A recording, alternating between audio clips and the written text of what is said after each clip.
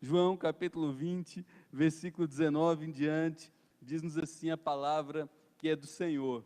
Ao cair da tarde daquele dia, o primeiro dia da semana, trancadas as portas da casa onde estavam os discípulos com medo dos judeus, veio Jesus, pôs-se no meio e disse-lhes: paz seja convosco. E dizendo isto, lhes mostrou as mãos e o lado. Alegraram-se, portanto, os discípulos ao verem Jesus.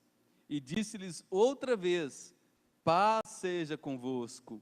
Assim como o Pai me enviou, eu também vos envio. E havendo dito isto, soprou sobre eles e disse-lhes: recebei o Espírito Santo. Se de alguns perdoardes os pecados, são-lhes perdoados. Se lhes retiverdes, são retidos. Ora, Tomé, um dos 12, chamado Dídimo, seu sobrenome, não estava com eles quando veio Jesus. Disseram-lhe então os outros discípulos: vimos o Senhor. Mas ele respondeu: se eu não vir nas suas mãos o sinal dos cravos, e ali não puser o dedo, e não puser a mão no seu lado, de modo algum acreditarei. Passados 8 dias, estavam outra vez ali reunidos os seus discípulos, e Tomé com eles. Estando as portas trancadas, veio Jesus, pôs-se no meio e disse-lhes: paz seja convosco. Olhou para Tomé direto e disse: põe aqui o dedo e minhas mãos, chega essa mão para cá, põe-na no meu lado, não sejas crente. Respondeu-lhe Tomé: Senhor meu e Deus meu. Disse-lhe Jesus: porque me viste, creste? Bem-aventurados ou mais que felizes os que não viram e creram. Na verdade, diz João, fez Jesus diante dos discípulos muitos outros sinais que não estão escritos neste livro. Estes sinais, registrados neste evangelho, porém, foram escritos para que creiais que Jesus é o Cristo e o Filho de Deus, e para que, crendo, tenhais vida em seu nome. Deixe marcado nesse texto, com algum marcador ou com seu dedo, e vá lá para a carta aos Hebreus, capítulo 11, por favor, versículos 1 e 2, carta aos Hebreus, capítulo 11, versos 1 e 2, mas deixa marcado João, capítulo 20, verso 19, em Hebreus 11, versos 1 e 2, está escrita a seguinte afirmação: ora, Hebreus 11, os 2 primeiros versos, ora, a fé é a certeza de coisas que se esperam, a convicção de fatos que se não veem. Pois pela fé, os antigos obtiveram bom testemunho. Pela fé entendemos que foi o universo criado pela palavra de Deus, de maneira que o visível veio a existir das coisas que não apareceram. Jesus, em Marcos capítulo 8, Marcos capítulo 9, Marcos capítulo 10, logo depois que Pedro faz a seguinte revelação: tu és o Cristo, o Filho de Deus. Jesus começa a ensinar com clareza e em detalhes a respeito do que a Escritura ensinava ser o Filho de Deus, ser o ministério do Cristo. E Jesus diz a Pedro e aos discípulos: olha, o Filho do Homem vem, ele vai ser traído, ele será exposto a uma multidão, ele apanhará muito, ele morrerá, mas depois de 3 dias ressuscitará. Pedro, ouvindo essa afirmação em Marcos capítulo 8, chama Jesus à parte e diz: para de falar essas bobagens, para com esse assunto de morte, esse negócio não atrai pessoas, esse tipo de cosmovisão não atrai multidão, esse tipo de discurso não está na moda. A gente tem que ter um discurso triunfalista, um discurso, a gente tem que falar aquilo que o ser humano quer ouvir. O Evangelho, as boas novas, o Messias, ele tem que vir para satisfazer as necessidades do ser humano. Para com esse negócio de falar de morte, de dor, de tribulação, de traição, porque isso vai afastar as pessoas de ti. Naquele momento Jesus olha para Pedro e diz: arreda de mim, Satanás, porque você não cogita das coisas de Deus e sim das dos homens. E aí Jesus vai ensinar o que é o verdadeiro discipulado. Se você quer ser meu discípulo, você vai negar a si mesmo, vai tomar a cruz e vai me seguir. Tomar a cruz não é você suportar um fardo muito difícil na vida, como enfermidade, como a sogra que pega no pé, como uma situação financeira difícil. Tomar a cruz é você abrir mão de quem você é você negar seu eu. Você quer ser meu discípulo? Negue-se a si mesmo. Isso é tomar a cruz, é o que há de mais difícil. Eu abrir mão de quem eu sou, olhar para a obra e ministério de Jesus Cristo, e aquilo revelado em sua palavra, e segui-lo. Isso no capítulo 8 de Marcos. No capítulo 9, Jesus novamente, indo para Jerusalém, reúne seus discípulos e diz: nós estamos indo para Jerusalém. Chegando lá, os homens vão me prender, eu serei traído, apanharei, morrerei, e 3 dias depois ressuscitarei. E Marcos capítulo 9 acrescenta no versículo seguinte, que Jesus falava essas verdades com clareza, mas seus discípulos não compreendiam, porque eles haviam projetado um Cristo à sua imagem e semelhança, não o Jesus Cristo das Escrituras. Em Marcos capítulo 10, um capítulo seguinte, mais uma vez, Jesus reúne seus discípulos e diz: olha, agora nós estamos pertinho de Jerusalém. Chegando em Jerusalém, eu serei traído, vou preso, apanharei muito, morrerei, mas 3 dias depois ressuscitarei. Com clareza, Jesus explicava a respeito de seu ministério. No capítulo 10, versículo 45, ainda de Marcos, Jesus diz: eu não vim para ser servido, eu tenho um propósito, eu tenho uma missão, eu servirei e darei a minha vida para salvar a muitos. Em João capítulo 1, versículo 29, João olha alguns dos discípulos que caminhavam com ele, aponta para Jesus que estava passando e diz para esses discípulos: olha aqui, meus discípulos, deixa eu mostrar alguém que é maior que eu. Está vendo aquele homem? Eu batizei recentemente, eu vi o Espírito descer sobre ele, eu ouvi a voz do céu que dizia: este é meu filho em quem me alegro. Aquele ali é o Cordeiro de Deus, é Ele quem tira o pecado do mundo. Eu não sou digno de me ajoelhar e desatar os nós da sandália dele. Ele é o Cordeiro, ele será o animal entregue para salvar a todos nós. Toda a Escritura revelava isso a respeito do Filho de Deus, falava essas verdades a respeito do ministério de Jesus Cristo, e tudo se cumpre. Nenhuma das profecias deixou de ser cumprida à risca. O livro do profeta Isaías, capítulo 53, 700 anos antes de Jesus nascer, diz: o filho do homem, o servo sofredor, será alguém comum, simples como cada um de nós, que vai trabalhar, nascerá numa família pobre, terá que suar o rosto para comer. Nós não vamos fazer muito caso dele, ele não será alguém importante, não será rico, não terá projeção religiosa, não será um político, não será um grande sacerdote nos templos, será alguém comum. Ele vai como ovelha muda até o matadouro, não abrirá sua boca.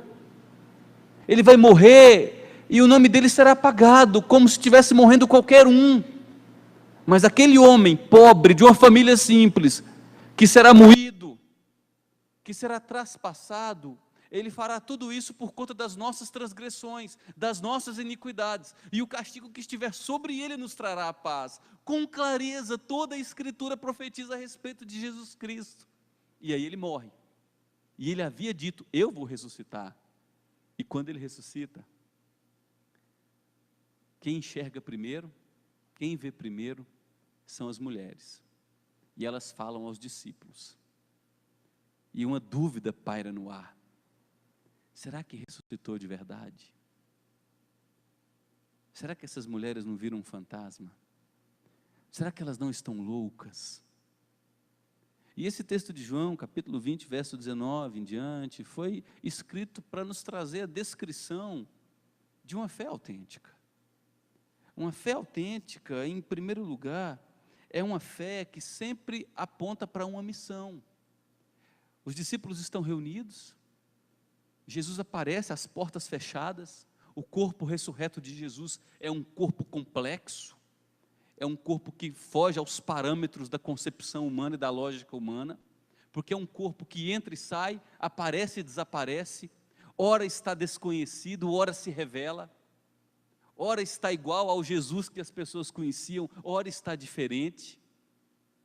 É um corpo glorificado, não é um corpo com superpoderes, mas é o corpo da glória. Porque a perspectiva da glória é muito diferente da perspectiva que nós temos das coisas como são. E o corpo de Jesus ressurreto é o corpo de Jesus, o Jesus da glória. As portas fechadas, ele aparece e faz sua declaração aos discípulos: paz seja convosco. Que saudação extraordinária. Eu desejo o shalom de Deus, a paz de vocês, a bênção que guarda a mente, que preserva a sanidade, mantém a lucidez, e a bênção que cuida do coração. Eu quero que Deus direcione a vida de vocês em paz, que guarde vocês nele. E imediatamente Jesus mostra suas mãos furadas, seu lado aberto. Naquele momento Jesus, ele migra de aspecto. O Jesus glorificado se mostra o Jesus humilhado na cruz, para que seus discípulos reconheçam como ele é. E novamente ele diz: paz seja convosco. Vocês estão me vendo, o autor da vida ressurreto. E eu quero dizer que toda a minha obra foi realizada para que vocês sejam transformados na igreja de Cristo, no meu corpo. E como igreja, vocês estão conectados à minha missão. E a minha missão é trazer luz ao que estão nas trevas, é abrir os olhos aos cegos, é quebrar as algemas dos aprisionados, é pôr em liberdade os que estão presos, é anunciar o ano aceitável do Senhor. Vocês nada mais serão e farão que a comunidade do reino que continua a minha obra. Vocês são o meu povo, fazendo a minha vontade, que é ser um povo em missão, a missão de amar, a missão de proclamar, a missão de anunciar que a luz raiou na história humana, chegou, que o Messias veio, que a salvação brotou. A seguir, Jesus sopra, e eles recebem o Espírito Santo. Ali ocorre aquilo que a gente chama de batismo pelo Espírito Santo. Por que Jesus faz isso? Porque ele quer comunicar que a igreja só é igreja se habitada pelo Espírito Santo. E uma vez que o Espírito Santo habita nesse povo, o Espírito Santo convence esse povo que a obra de Jesus é verdadeira. A partir desse momento, os discípulos não têm mais dúvidas de quem Jesus é, do que Jesus fez, da confiabilidade de sua palavra. A partir desse momento, os discípulos adquirem um novo posicionamento. Jesus envia o seu Espírito para demonstrar que essa igreja é a continuidade do ministério de Jesus na terra. É por isso que em 1 Coríntios, capítulo 3, versículo 9, Paulo diz que nós somos cooperadores de Deus, nós somos despenseiros de Deus, nós somos um povo em missão, nós continuamos a obra de Jesus. Ele envia o Espírito nos dá fé, e essa fé nos conduz à continuidade da obra de Jesus. A primeira marca de uma fé autêntica é que a pessoa, ela vive andando nas pegadas de Jesus. O que ele fez, ela faz. O que ele anunciou, ela anuncia. Aonde ele ficou, ela fica. Ele tem as convicções de seu Senhor. Essa é a marca de uma fé autêntica. Eu não quero ir além de onde Jesus foi. E eu não quero ficar aquém. É por isso que nos esforçamos a vida inteira para aprender as Escrituras. Porque nós queremos ficar aonde Jesus ficou. Nós queremos ter a convicção que ele teve. Nós queremos seguir os seus passos até onde ele foi. E o que Jesus fez? Ele deu a sua vida por resgate de muitos. E antes de ser traído, na última ceia, o que ele faz? Ele lava os pés dos seus discípulos e diz: novo mandamento vos dou, que vos ameis uns aos outros, assim como eu vos amei. Em João capítulo 17, ele ora ao Pai e diz: Pai, eu peço que o Senhor os santifique na verdade. Dê a eles uma clareza a respeito da verdade. A tua palavra é a verdade, firme-os em tua palavra que é a verdade. Pai, e que eles sejam um. E olha a referência que Jesus usa: como eu e ti somos um, para que o mundo creia. A gente quer inventar muita teoria de crescimento de igreja. A gente às vezes chega e fica triste, por que a igreja não está cheia? O que eu posso fazer para a igreja encher? Simples, meu querido. Esquece a missão que não é tua.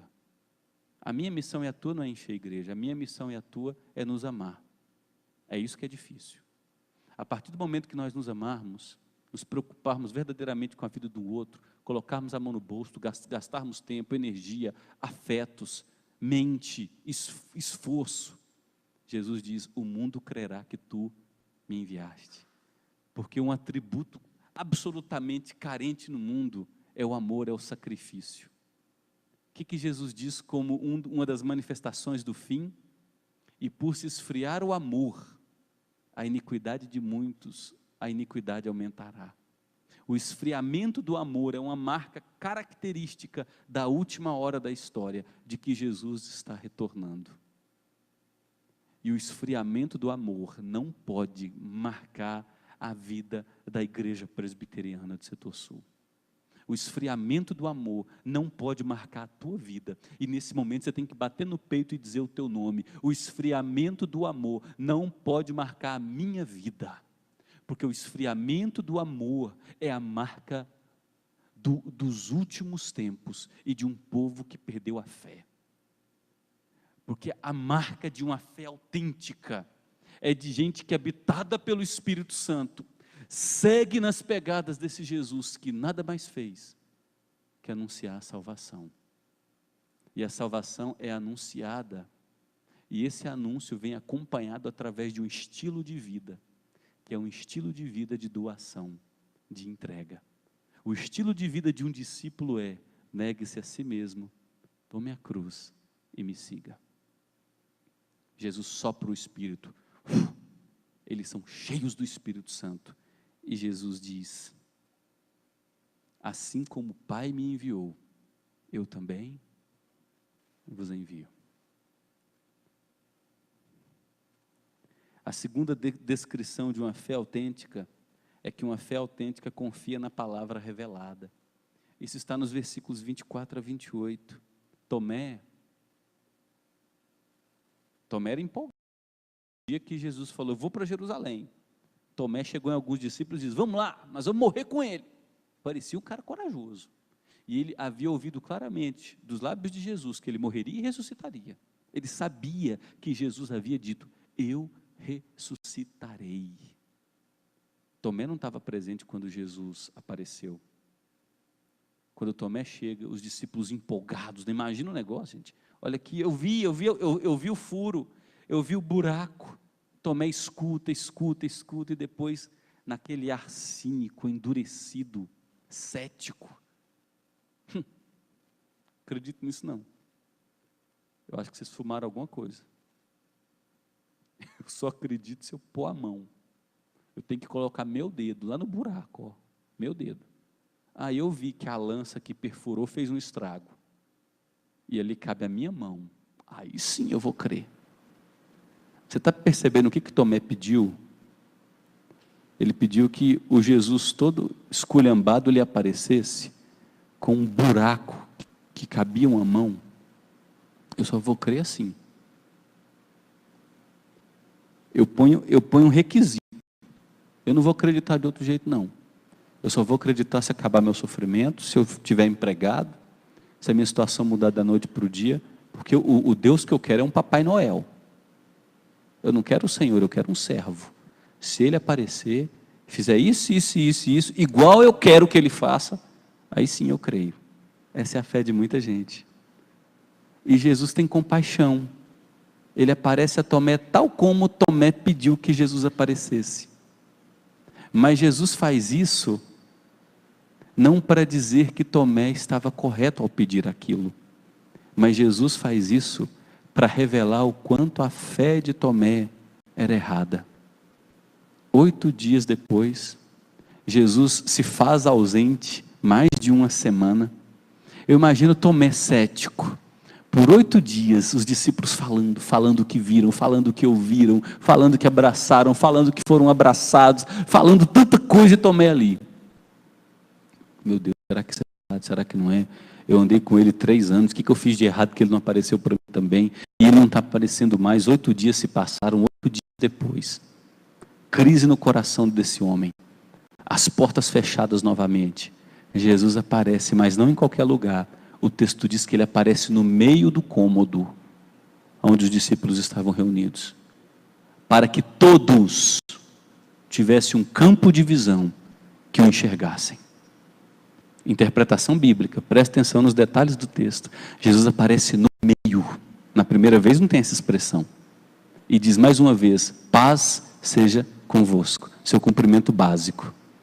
E Jesus não olha para os outros discípulos agora, ele vai direto em Tomé. Jesus queria que os outros discípulos aprendessem a verdade a respeito da fé, aprendessem o equívoco da fé de Tomé. Jesus aparece no meio, todos conseguem enxergar Jesus, ele vai diretamente para Tomé, ele quer ensinar aos discípulos, não envergonhar Tomé. Ele já aparece todo humilhado, como Jesus da cruz, e diz: está aqui, ó, põe o teu dedo. Imagina a cena, imagina o buraco, cabendo uma mão, está aqui, ó. Você não crê, apenas se. Então, enfia o teu braço dentro desse buraco aqui. Tomé humilhado, declara: Senhor meu e Deus meu. Humilhado porque a sua fé espúria foi revelada. Sua fé de bebê, que só anda com Deus e serve a Deus quando tudo está bem, foi revelada. Sua fé infantil, que estabelece parâmetros para crer, foi revelada. Tomé viu o pobre que era, o incrédulo que era. E aí Jesus olha para todos os discípulos, e sem perder a compaixão de Tomé, ele amava Tomé, e ele diz: que pena, Tomé, que você precisou ver para crer. A fé verdadeira, e ele usa a expressão aqui, os bem-aventurados, os mais que felizes, são aqueles que não precisam ver. O que está escrito em minha palavra e aquilo que eu falei lhes é suficiente. Esse sim, Tomé, tem a fé verdadeira. O que Jesus está dizendo é: fiquem firmes em minha palavra. Conheçam a minha palavra. Amparem-se em minha palavra. Tudo que ela disser, creia. Porque o diabo, 2 Coríntios capítulo 12, Paulo diz, ele se transforma em anjo de luz. Ele tem poder para realizar sinais e maravilhas. Então tome muito cuidado se a tua fé é amparada naquilo que você vê. Hebreus capítulo 11, versos 1 e 2 diz que a fé verdadeira é a certeza, eu não tenho dúvidas, de coisas que se esperam. Eu não vejo concretizado, eu sei que virá, eu não tenho dúvidas. A cruz garantiu a eternidade. E a fé é a convicção, a firme segurança de fatos que não se veem. A fé me dá a certeza de que se a palavra de Deus assegura que um Deus infinitamente poderoso criou céus e terra através de sua palavra, eu creio. É convicção. A fé é quando Deus chega para um velho e diz: você vai ter um filho, e tua descendência será tão numerosa quanto as estrelas do céu. E esse velho crê todas as impossibilidades. Isso é fé. A fé é um profeta, como Jeremias, anunciar que o filho nasceria, enviaria o seu espírito, e viver 500 anos antes, é morto por conta dessa convicção. A fé é você, no exemplo de Jacó, no final da vida, ir lá para o Egito, porque no Egito tinha fartura e seu filho José estava lá. Mas antes de morrer, você chama seu filho e diz: meu filho, eu estou velhinho e vou morrer, e quando eu morrer, leva meus ossos lá para Israel, meu filho, Porque no Egito eu não fico nem morto, nem ossinho meu vai ficar no Egito, porque o meu lugar é onde Deus falou que vai me dar, que é a terra da promessa. O meu lugar, meu filho, é onde Deus prometeu que é para eu ficar, e eu não vou sair de Israel, nem depois de morto, então me leva para lá e me enterra lá. Isso é fé. Ah, Deus esqueceu, eu estou velhinho, Deus esqueceu, estou passando fome, tive que ir para o Egito, acabou, está vendo? As circunstâncias mudaram, né? Deus não está aparecendo mais, não está falando comigo, não, Deus falou, uma vez, isso basta, isso é fé. Meu filho, sabe como você tem evidência de que é feliz? Se o seu coração se aquece com essa palavra, ainda que os seus olhos não conseguem ver ela se cumprindo hoje. Você sabe que Deus te ama, mesmo com as portas fechadas, com inimigos à porta, com lutas diversas. Você sabe que o bom pastor não desamparou a sua vida, mesmo nessa situação, porque Ele disse que não desamparou. Isso é fé. Fé é eu chorar a dor do luto, mas saber que o meu Deus está presente me consolando. Fé é a certeza de que minha velhice chegou, muitos me abandonaram, mas eu ressuscitarei num corpo glorificado e incorruptível para um novo céu e uma nova terra eternas, porque Deus disse que me garantiu isso em Cristo. Isso é fé. Fé é eu saber que esse mundo não é meu lugar, que tudo que eu vejo é palha e será consumido pelo fogo, será desfeito e refeito um novo lugar, onde não haverá mais choro, lágrima, lembrança das coisas passadas, ranger de dentes, não haverá nada disso, apenas a presença do bom pastor cuidando de mim e de todos os que são dele para todo sempre. Isso é fé. E aí João conclui sua palavra nos versículos 30 e 31 dizendo: gente, Jesus fez muitas outras coisas, não dá para ficar colocando todos os detalhes. Agora, isso que eu escrevi aqui, eu escrevi para que vocês creiam, é para vocês crerem numa palavra revelada por Deus. Se vocês crerem nessa palavra, vocês crerão que Jesus é o Cristo, o Filho de Deus. E vocês crendo nesta palavra que diz isso, vocês terão vida eterna. Isso é fé. Como aplicar tudo isso, meu querido? Estude e reflita na palavra de Deus. Salmo 1 diz que mais que feliz é o homem que nessa palavra medita de dia e de noite. Sabe o que é meditar? É ruminar. Pequenas porções. Pensou, refletiu de manhã, está dirigindo, na hora do almoço, repense. No meio da tarde, repense aquilo que você leu. No final da tarde, está na academia, está se preparando para um esporte, relembre aquilo que você leu.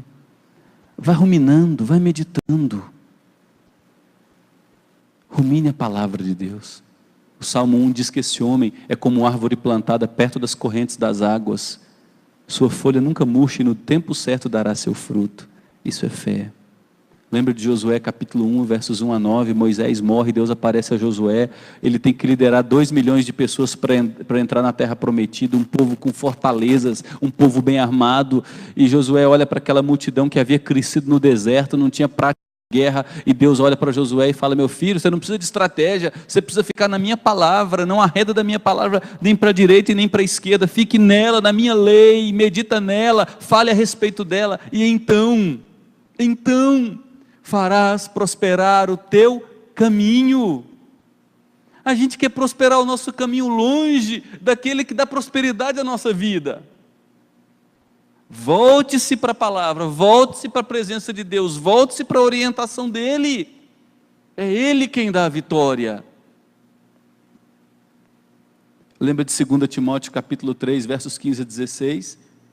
Toda a Escritura, toda, Gênesis a Apocalipse, é inspirada por Deus, é útil, é suficiente para o ensino, para a repreensão, para a correção, para a educação na justiça, com o objetivo de tornar o homem perfeito para toda boa obra. Fique na palavra, ela é suficiente. Estude e reflita na palavra. Segunda aplicação, aplique a palavra de Deus à sua vida.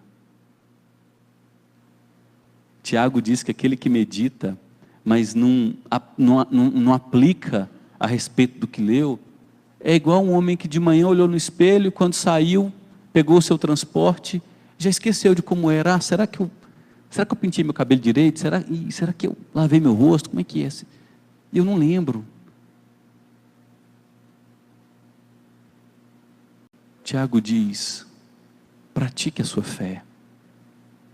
Aquilo que você lê, aquilo que você meditar, e aquilo para onde a Escritura te orientar, vá. Deus jogou luz num caminho de escuridão através de sua palavra. Siga no caminho daquela luz. Siga no caminho daquela luz. Não crie condições para você servir a Deus. Não crie condições para você amar a Deus. Fale a respeito da palavra. As pessoas precisam ouvir a palavra para receber fé e crerem no Evangelho. Paulo diz em Romanos 10 que as pessoas só crerão se o Evangelho for pregado. Então, fale a respeito da palavra de Deus que se cumpre em Jesus Cristo. Leia e medite. Aplique a sua vida. Fale. E por fim, descanse na palavra. Se a palavra de Deus disse, ponto final. 75 anos de idade, Deus aparece. Você vai ter um filho. 1, 2, 3, 4, 5, 6, 7, 8. Conta chata, né? 25 anos depois é que nasce o filho. Deus manda o povo para o Egito. 1, 2, 3, 4, 5, 6, 7. Poderia ficar a noite inteira, porque essa conta vai até 400. 400 anos depois é que Deus tira o seu povo da escravidão do Egito. Mas ele havia dito lá para Abraão em Gênesis 17, o meu povo vai para o Egito, vai ficar escravo e eu vou tirá-los de lá. 4 gerações depois. Descanse na palavra. Josué no capítulo 22 e 23 reúne todo o povo que estava se desviando da palavra e disse, gente, olhem para trás. Alguma das promessas de Deus deixou de ser cumprida? Nenhuma. Descanse na palavra de Deus. Mas está doendo demais. Ai, eu não dou conta. Mas a palavra diz que Deus disciplina o filho que ama. A palavra de Deus diz de que as tribulações que a gente passa produzirão em nós um eterno peso de glória. A palavra de Deus diz, nisso exultais, embora no presente vocês tenham que passar por várias provações, porque através das provações vocês estão sendo purificados como ouro. A palavra de Deus diz, tende por motivo de tanta alegria ou passados por várias provações, porque a provação da vossa fé, uma vez confirmada, produzirá perseverança e tornará vocês perfeitos. Descanse na palavra de Deus. Deus está aperfeiçoando a vida de seu povo. Deus está sustentando seu povo através de sua palavra, que é Jesus Cristo. Estude e reflita na palavra, aplique a palavra, proclame a palavra e descanse na palavra.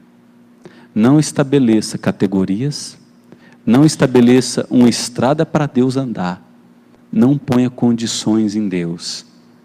Quem diz, eu ordeno, eu não aceito isso, eu decreto isso, é um povo que não conhece a palavra de Deus, porque a palavra de Deus diz que Deus é Senhor e não servo. Então descanse na palavra de Deus, ainda que seus olhos não veem, ainda que Ele não esteja aqui para você tocar, creia, porque a palavra dEle diz que tudo isso é real.